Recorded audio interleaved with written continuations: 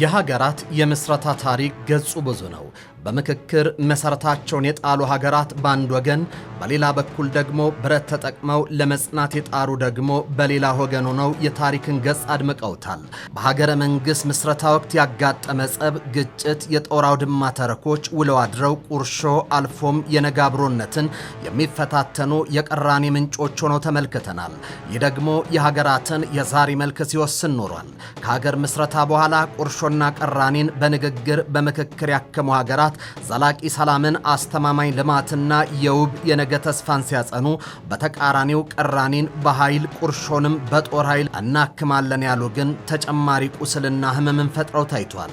ኢትዮጵያ የታሪክ የውጣ ውረድ ጉዞ በአብሮነት ውስጥ ያለ ህብራዊነት የሚንጸባረቅበት ቢሆንም ነገር ግን ከትናንት እስከ ዛሬ ያሉ አለመግባባቶች በሐቀኛ ውይይት ቋጠሯቸው አለመፈታቱ ዛሬ ለምናየው በጽንፍ ዋልታ ላይ ለቆመ ፖለቲካ መሰረቱን ጥሏል።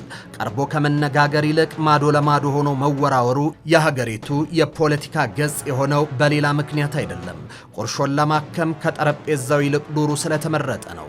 የሀገራት ታሪክ እንደሚያስረዳን ከሞዜሩ ይልቅ ምክክሩን የመረጡ ሀገራት ነጋቸውን በብሩ ውብ የብርሃን ጮራ እንዲስሉ አድርጓቸዋል። ነገን ትርጉም ሰጥተውታል። ሀገር ከፖለቲካ ፓርቲ ይልቅ በተቋማት ላይ የተንተራሰች እንድትሆን አድርጓታል። ኢትዮጵያ በዓለም የታፈረችና የተከበረች የጥንታዊ ታሪክ ባለቤት ብትሆንም ውለው ያደሩ አለመግባባቶች ወደፊት እንዳትጓዝ እየተገዳደሯት ይገኛሉ።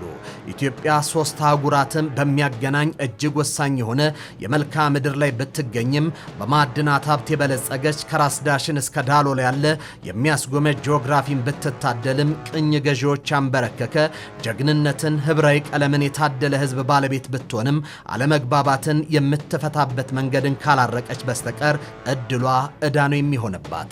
እናም ኢትዮጵያ ትምከር ሲባል ቅራኔን ታርቅ፣ ቁርሾን አክማ ነጓን ትኳል ማለት ነው። ጤና ይስጥልኝ። ይህ ኢትዮ መልህቅ ነው። መልህቃችን በዛሬው ዝግጅት የሀገራት የብሔራዊ ምክክር ስኬትና ውድቀትን ይዳስሳል። ኢትዮጵያስ ሀገራዊ ምክክርን ካደረጉ ሀገራት ምን አይነት ተሞክሮ ትቅሰም የሚለውን እየተመለከትን አብረናችሁን ቆያለን። አብራችሁን ቆዩ። በኢትዮጵያ ጉዳይ ላይ ሁሉም መምከር ስላለበት፣ ሐሳባቸው መስጠት ስላለባቸው፣ መፍትሄውንም ጭምር መስጠት መናገር ስላለባቸው የነሱንም ወንድሞቻችን እህቶቻችን ሐሳብ መጠመር ስላለበት ይህን በተመለከተ በሀገር ውስጥ እስካሁን ድረስ እነዚህ አመርቂ የሆኑ ስራዎች በጣም በተሳካ ሁኔታ ተሰርቷል። ሀገራዊ ምክክር በዓለም ላይ ወጥና አንድ አይነት አይደለም። እንደየሀገራቱ ሁኔታ ይለያያል። እንደየሀገራቱ እውነታ ቀለሙ ብዙ ነው። ሀገራትን ለውድቀትና ለድል የሚያበቃቸውም ይሄ ገጽ ነው። ይሁንና ሀገራዊ ምክክር እንደየሀገራቱ ተጨባጭ ሁኔታዎች የተለያዩ ዓላማዎችን ለማሳካት ይከናወናሉ። በአንድ ሀገር የተከሰቱ ከባድ የፖለቲካ ችግሮችን ወይም በማህበረሰቡ ውስጥ ያሉ መሰረታዊና ለሀገር ህልውና አስጊ የሆኑ ልዩነቶችን ለመፍታት ሀገራዊ ምክክሮች ተደርገውም አይተናል። ከሌሎች ጋር ደግሞ የፖለቲካ ልዩነቶችና ልዩነቶቹ የፈጠሯቸውን አለመግባባቶች በዘላቂነት በመፍታት ሀገራዊ መግባባትን ለመፍጠር ታልመው ይካሄዳሉ። በመንግስትና በህዝብ መካከል መተማመንን ለማስፈን ያደረጉ ሀገራትም አሉ። ከዚህ ባሻገር ዲሞክራሲያዊ ስርዓትን ለማጠናከርና ልዩነቶችን በምክክር የመፍታት ባህል እንዲዳብር ለማድረግ ሀገራዊ ምክክሮችን በማድረግ የአዲስ ፖለቲካዊ፣ ኢኮኖሚያዊና ማህበራዊ ያደገና የተለወጠ ስርዓት ባለቤት ለመሆንና በዜጎች መካከል የተሻለ ማህበራዊ ግንኙነት እንዲኖር ምቹ ሁኔታዎችን ለመፍጠር ሀገራዊ ምክክሮች ተደርጓል። እኚህ ሂደቶች ግጭቶችን በዘላቂነት ለመፍታት ጉልህ ሚና እንዳላቸው የሀገራት ተሞክሮ ያስረዳል። እርግጥ ሀገራዊ ምክክሮች እንግዳ አይደሉም። ከስኬትም ከውድቀትም ኢትዮጵያ ልምድ ቀስማ እየተንቀሳቀሰች ያለችው ለአብነት የሚጠቀሱ በርካታ ልምዶች ስላሉ ነው። ሀገራዊ ምክክር የጋራ ግብ ያላቸው ባለድርሻ አካላትን ማሰባሰቡ፣ የተፈጠሩ መሰረታዊ አለመግባባቶች እንዲፈታ ማስቻሉ፣ የሀገር ሉዓላዊነትንና መረጋጋትን ማጠናከሩ፣ በተቋማት ላይ እምነት እንዲገነባ መስራቱና ለዘለቄታው የሚበጁ የመፍትሄ ሀሳቦችን በተለያዩ ዘርፎች እንዲመነጭ ማስቻሉ ሀገራት ወንበር እንዲስቡና እንዲመክሩ ምክንያት ሆናልም። ታሪክ እንደሚነግረን የኮሙኒዝም ስርዓት በምስራቅና መካከለኛ አውሮፓ መንኮታኮትን ተከትሎ ከጎርጎሲያኑ 1989 በመለስ ባለው ጊዜ በእነዚህ ሀገራት የኮሙኒዝም መፈራረስ ያስከተለውን ዋና ዋና የፖለቲካ ስንጥቃቶችን ለመቋቋም ፖላንድ፣ ሃንጋሪ፣ ቼኮስሎቫኪያ፣ ምስራቅ ጀርመንና ቡልጋሪያ በተከታታይ ጠረጴዛ ስበው ለምክክር ስር ተቀምጧል። አህጉራችን አፍሪካም የዚህ ዕድል ተቋዳሽ ሆናለች። በርካታ የፈረንሳይኛ ቋንቋ ተናጋሪ ፍራንኮፎን አፍሪካ ሀገራት በ1990ዎቹ መጀመሪያ ላይ ሀገራዊ ምክክር አድርጓል። በዚህ ጊዜ በደቡብ አሜሪካ ውስጥ አሳታፊ አስተዳደርን ለመመስረትና ልማትን ለማጠናከር መግባባት ላይ የተመሰረተ የህገ መንግስት አወጣጥ ሂደትን በተከተሉበት ወቅት የሀገራዊ ምክክር ሂደትን በስፋት ተጠቅመዋል።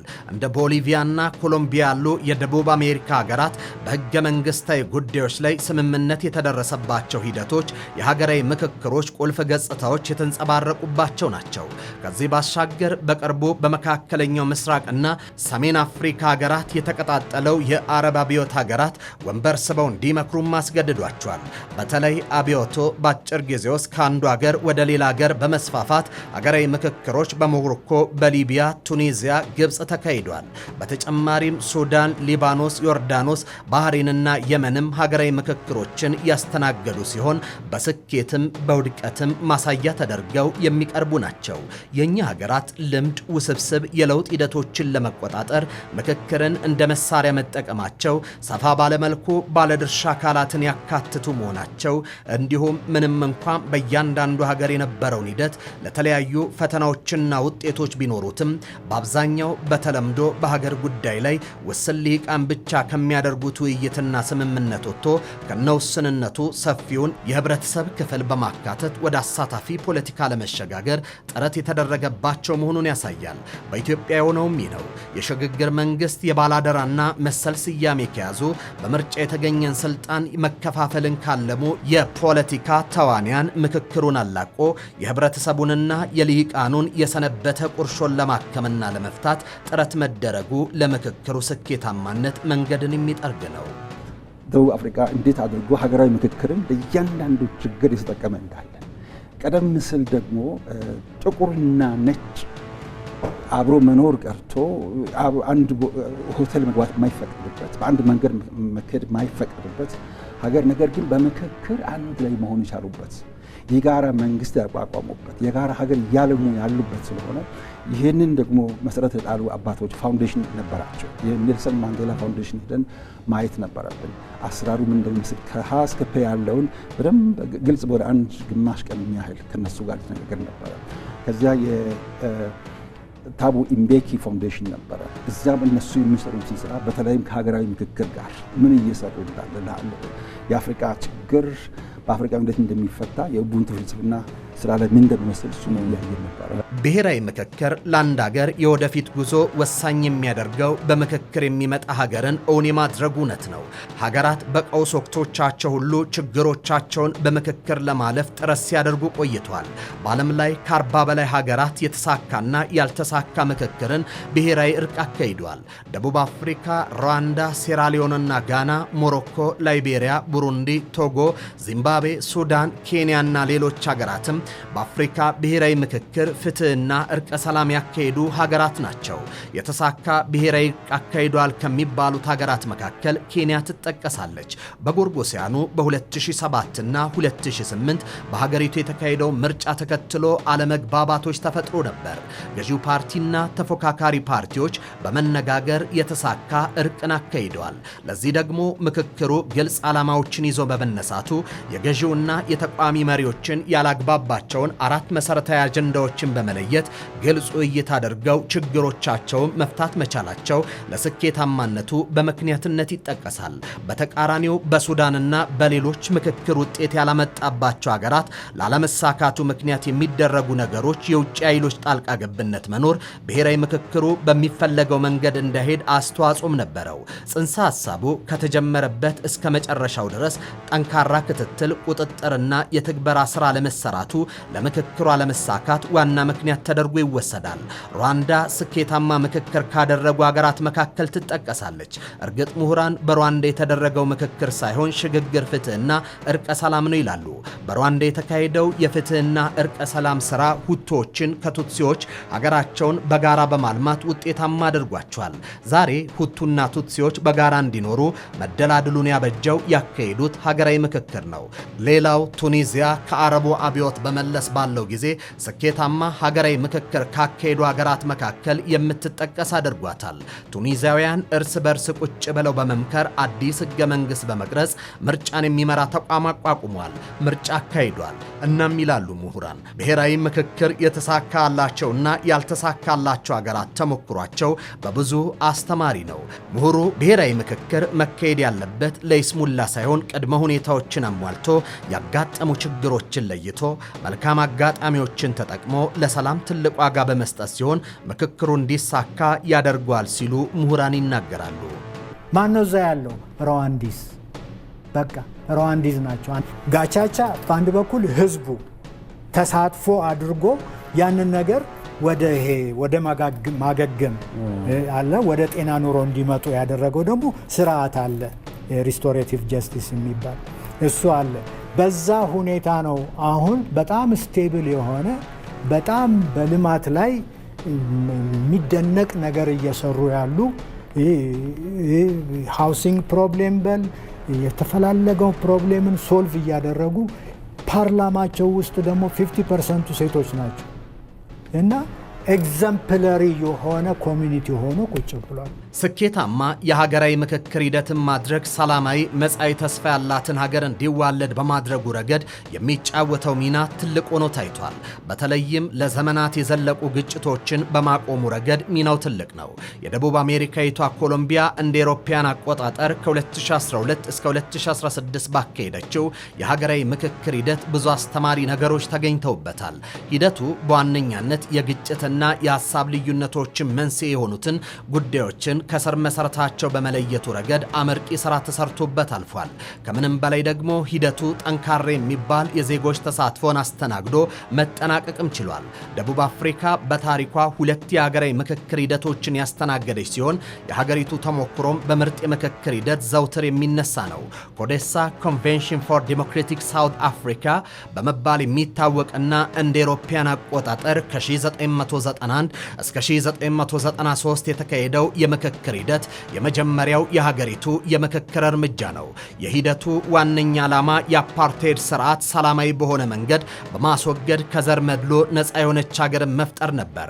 በተጨማሪም ሂደቱ ሀገሪቱ በጊዜያዊነት የምትተዳደርበትን ህገ መንግስት የማዘጋጀትን ዓላማ አንግቦም ነበር። በሀገሪቱ የነበሩ ችግሮችን በንግግር እንዲፈቱም በር ከፋች መሆን ችሏል።